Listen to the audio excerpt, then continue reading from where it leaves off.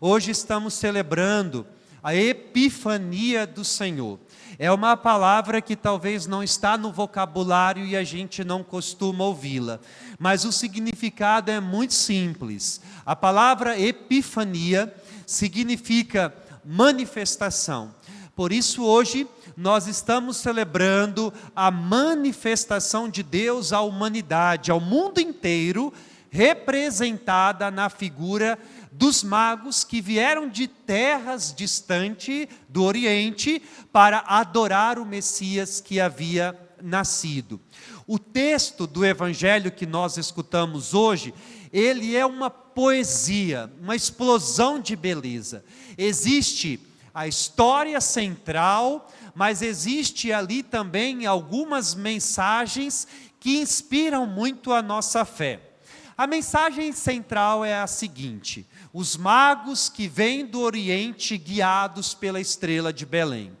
Quando escutamos magos na Sagrada Escritura, não tem a ver com talvez a compreensão que a gente tem hoje, né? De bruxaria, Harry Potter, essas coisas aí, tá bom? Os magos eram aqueles que se ocupavam em observar as estrelas. Era como astrônomos para os nossos tempos.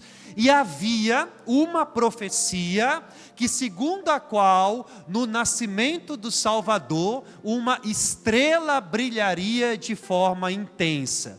Por isso que no início do Evangelho, a gente percebe que esses magos são guiados por esta estrela, se deixam ser conduzidos por esta estrela.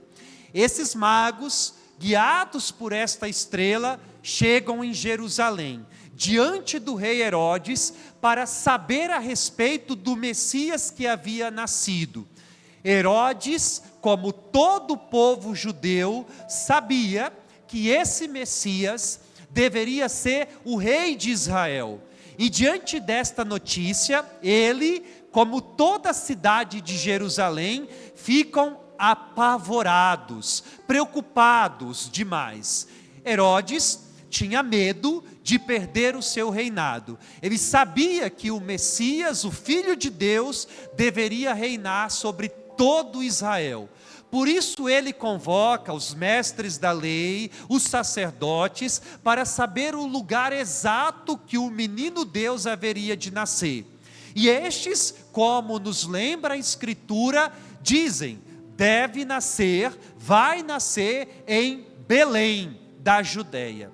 Herodes chama estes homens que foram levados, conduzidos pela estrela de Belém, e pede a eles que vá até o encontro do menino, e assim que estivessem notícia, que voltassem para ele, para dizer o local exato, para que também ele fosse adorar.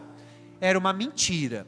Herodes queria matar o Messias. Aliás, a gente sabe pela própria Sagrada Escritura, que Herodes fez um decreto, mandando matar toda criança do sexo masculino até 2 anos, com medo de perder o seu reinado. A gente até celebra a festa dos Santos Inocentes logo após o Natal. Aqueles que morreram, as crianças do sexo masculino que morreram a mando de Herodes. Esta é a história central do texto de hoje. Mas como eu disse para vocês, existem algumas mensagens que estão escondidas por detrás deste texto. Versículos que estão ali para inspirar. E eles são como uma poesia para a nossa fé. Primeiro de tudo, vimos a sua estrela. Quem dera que todo o povo de Deus pudesse também ser conduzido por esta luz que não tem ocaso, que brilha de forma intensa, que dissipa a escuridão da nossa vida. Quem dera se a gente tivesse a capacidade de ver essa estrela, que é o próprio Cristo, que nasce na nossa vida, no nosso coração. Quem dera se no decorrer de nosso dia pudéssemos enxergar essa luz de Deus que vem nos visitar. Esta estrela que os magos viram, aqueles que vieram de terras distantes, iria os conduzir até Belém. E aí, mais uma vez, a gente se depara com um versículo muito profundo. Quando os magos chegam até a casa aonde o menino estava, eles são tomados por uma alegria.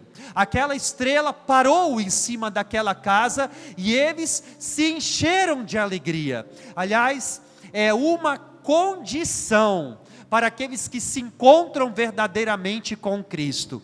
Quem se encontra com o Senhor, quem faz um encontro sincero, honesto, quem se encontra verdadeiramente com Cristo, é tomado por uma alegria que não passa. É o dom da alegria que vem do alto e que nos atinge e que nos dá motivo para proclamarmos a todos os povos a mensagem do Evangelho de Jesus. Não é uma alegria que passa, passageira. Não, é uma alegria que permanece, uma alegria que contagia. Não é aqui a alegria deste mundo, mas a alegria daqueles que se encontram com o Senhor. E quando eu falo alegria do mundo, eu não estou falando de maneira nenhuma num tom pejorativo, não estou querendo demonizar o mundo.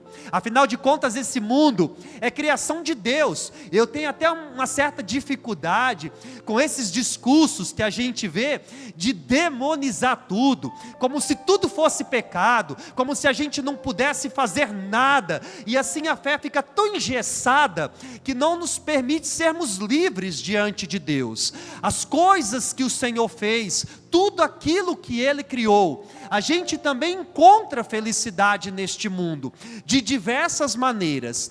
Mas esta alegria, o dom da alegria que nos fala o Evangelho, este só é possível através do encontro com Cristo, o encontro que muda a vida, que muda uma história. Eu dou um exemplo para vocês. Se eu viesse celebrar a Santa Missa, triste, abatido, sem convicção daquilo que eu creio, daquilo que eu acredito, eu não conseguiria nunca convencê-los da verdade que eu acredito. Eu penso que quando a gente se coloca à disposição de anunciar o Evangelho, a primeira coisa que a gente tem que ter no nosso coração é a alegria de servir a Deus, a alegria de estar aqui. O Salmo nos diz isso também, que a alegria quando ouvi que me disseram, vamos para a casa do Senhor. A alegria é um dom que vem do alto e que é dado àqueles que se encontram com Cristo, como os magos, que foram tomados de uma santa alegria, o entusiasmo, um júbilo, uma exultação, que fizeram com que eles se colocassem ali diante daquele lugar e adorassem o menino Deus. Eu acho muito bonito. Hoje também nós estamos encerrando o tempo do Natal. É o dia de Reis, é o dia também de a gente tirar os enfeites natalinos da casa, o presépio. Domingo que vem não vai ter mais nada que nos lembre o Natal, não ao menos estes símbolos. A gente encerra hoje o tempo frutuoso da esperança do Natal de Jesus. Este tempo, ele é intenso, bonito, breve, mas ele é marcado por muita simplicidade. Basta a gente ver o presépio. O presépio é um lugar simples, é um estábulo. O lugar que o Senhor escolhe para nascer, não é um palácio, mesmo Ele podendo. Ele se desfaz de sua realeza para se fazer pequeno, para se esconder naquele menino recém-nascido, o Verbo que se fez carne e que habitou no meio de nós.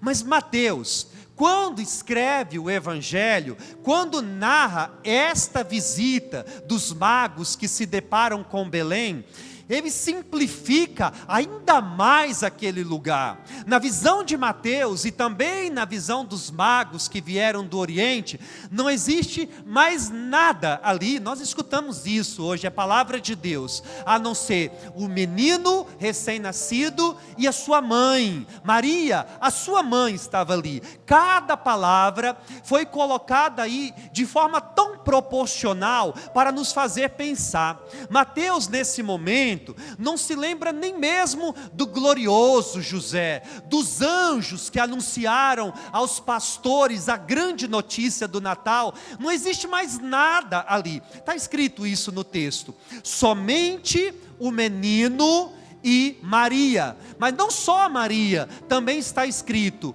a sua mãe. Entende? Ele simplificando ainda mais para centralizar aquilo que a gente tem que notar.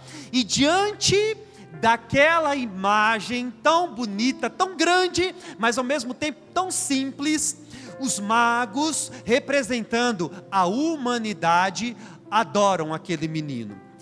Aí parte os presentes, abrir os cofres, o cofre autoexplicativo, a gente guarda o que temos de valor dentro deles, os nossos bens mais preciosos.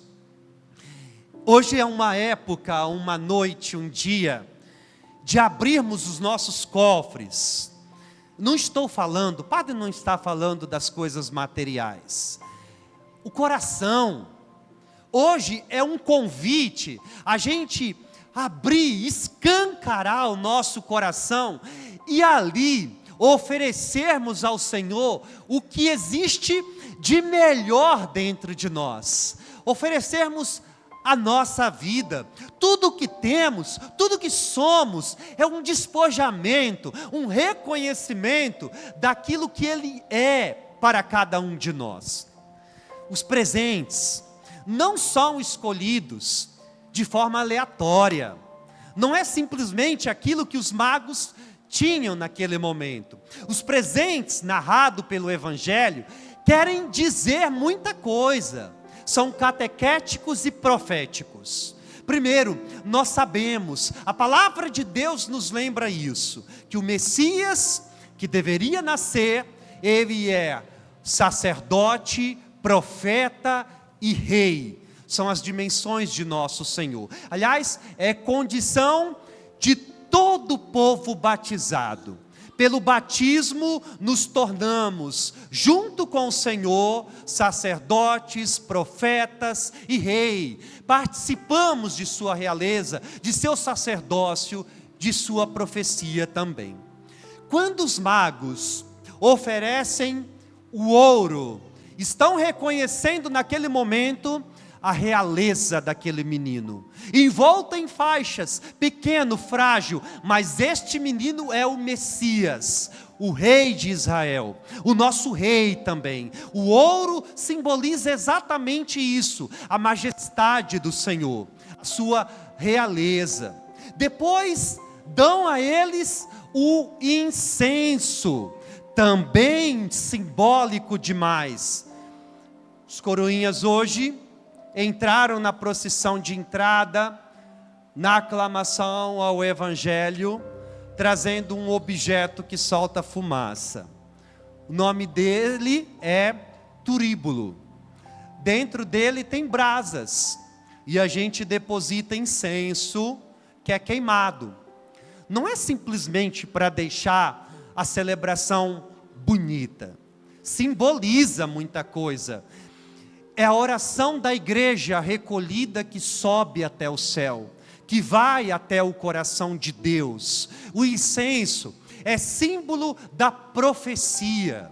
Esse menino deveria ser profeta. Quando seria apresentado ao templo, Simeão e Ana dizem, será causa de contradição, será profeta de Israel. E por último, a mirra oferecida ao Senhor, simbolizando o seu sacerdócio. Como nos lembra a carta aos Hebreus, ele é o único e eterno sacerdote. Naquela época, a mirra era usada para algumas finalidades, o óleo. Entre elas a unção dos reis, dos sacerdotes. Eu não sei se alguém aqui já foi numa ordenação. É o dia que a gente fica padre.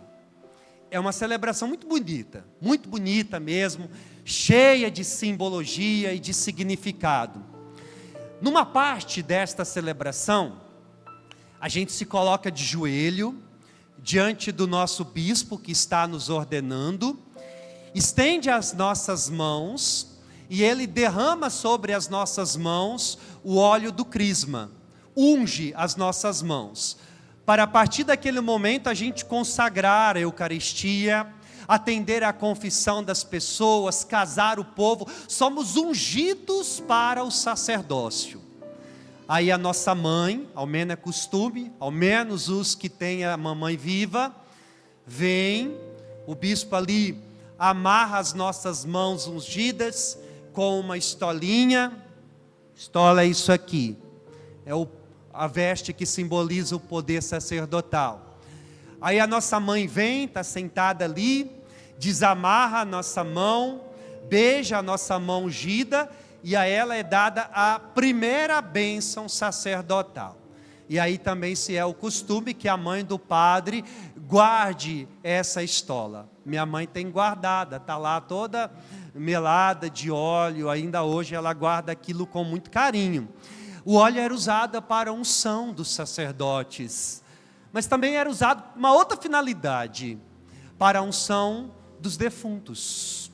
Não sei se vocês lembram que Maria Madalena, no domingo de Páscoa, ainda de madrugada, vai ao sepulcro levando flores e mirra, para ungir o corpo do Senhor.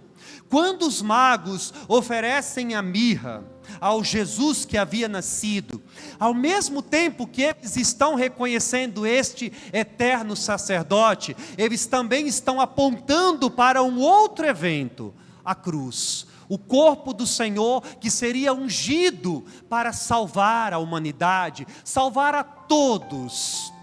A festa de hoje nos convida a fazer essa experiência do despojamento, diante do Deus que se manifesta, termos também esta atitude de o adorá-lo. Não sei se vocês perceberam um detalhe muito, muito bonito, que logo após a visita, os magos voltaram para casa, seguindo um outro caminho, foram avisados em sonho. Os sonhos, na maioria das vezes, não quer dizer muita coisa não. A gente até se encabula, muita gente procura, padre, sonhei com isso. Na maioria das vezes são apenas sonhos, reflexo do nosso dia, daquilo que a gente viveu, enfim. Mas é certo que Deus fala nos sonhos também. Falou a José do Egito, falou a José, o pai adotivo de Jesus, que fugisse para o Egito para ser salvo da matança de Herodes. Falou aos magos também. Deus fala nos sonhos e de diversas maneiras. Mas é necessário uma sensibilidade para escutar o Senhor. Se você quer saber o que vem de Deus, existe um critério muito simples. O que vem de Deus à nossa vida nos traz paz, independente se for algo bom ou ruim. Se alguém chegar para você e dizer o seguinte: Deus está mandando te dizer isso, e se isso perturbar o seu coração, já é um sinal que não vem de Deus, não vem dele. Olha o que escutamos no Evangelho. Herodes ficou perturbado, aquela notícia para ele não vinha de Deus, seu orgulho falou mais alto. Às vezes a gente se depara com situações como essas, as pessoas chegam: se você não fizer isso, você vai ficar doente, você vai perder alguém. Se você não se converter, você vai ter um grande problema, uma doença. Que absurdo, né? A fé que vem através do medo, do espanto, sabe? É quando empurram Deus assim para a gente, como uma imagem de alguém mau, cruel, que vinga, que pune. O que vem de Deus traz paz. É certo que às vezes Deus vai falar aquilo que a gente não gostaria de escutar. A gente está tão fechado a isso que a gente não consegue perceber. mas se vem dele de verdade, nos traz paz. Porque a paz vem acompanhada de uma confiança profunda, que eu tenho o Senhor na minha vida e isso é o suficiente, isso basta. E aí, se eu tenho junto comigo, eu sou capaz de atravessar todas as barreiras, as dificuldades que tiverem que atravessar. O meu coração se encontra em paz. Então Deus nos fala por um sonho, nos fala por alguém, inclusive, alguém que chega até nós com caridade para nos falar algo, nos fala em coisas pequenas, coisas simples. Nós estamos acostumados àquilo que é grande, extraordinário, enquanto Deus insiste em se manifestar em coisas simples, em coisas pequenas, e por conta deste coração tão cheio de orgulho, de vaidade, tão endurecido, nós não somos mais capazes de identificar os sinais de Deus. Nós não conseguimos, às vezes, sequer ver os livramentos de Deus na nossa vida, porque a gente tende sempre a murmurar, a reclamar. É como é bom quando a gente muda a nossa mentalidade, sabe? Nas coisas pequenas, eu aprendi a ver Deus nas coisas pequenas. Coisas do tipo, um exemplo, saí de casa, esqueci algo importante, tive que voltar, 5 minutinhos, salvaram a minha vida de um desastre, de um acidente, alguma coisa. Para tudo existe um propósito nesta vida, e estes magos foram avisados em sonho para não voltarem a Herodes, seguiram por um outro caminho. A gente fala tanto de conversão, e o que significa a palavra conversão? Mudança de rota, mudança de caminho. Os magos chegam até Belém, se encontram com Cristo, não voltam mais pelo mesmo caminho, um outro caminho. Quem se encontra com Cristo não pode mais percorrer o mesmo caminho, tem que traçar outro caminho, mudar a rota, mudar a direção, mudar a vida de verdade. Quem se encontra verdadeiramente com o Senhor, consegue romper com aquilo que nos escraviza, com aquilo que nos faz viver ainda na escuridão, nas trevas. Quem se encontra com Cristo é resplandecente, transfigurado, muda tudo, muda o caminho também. Como eu disse para vocês, nós estamos encerrando hoje o tempo do Natal.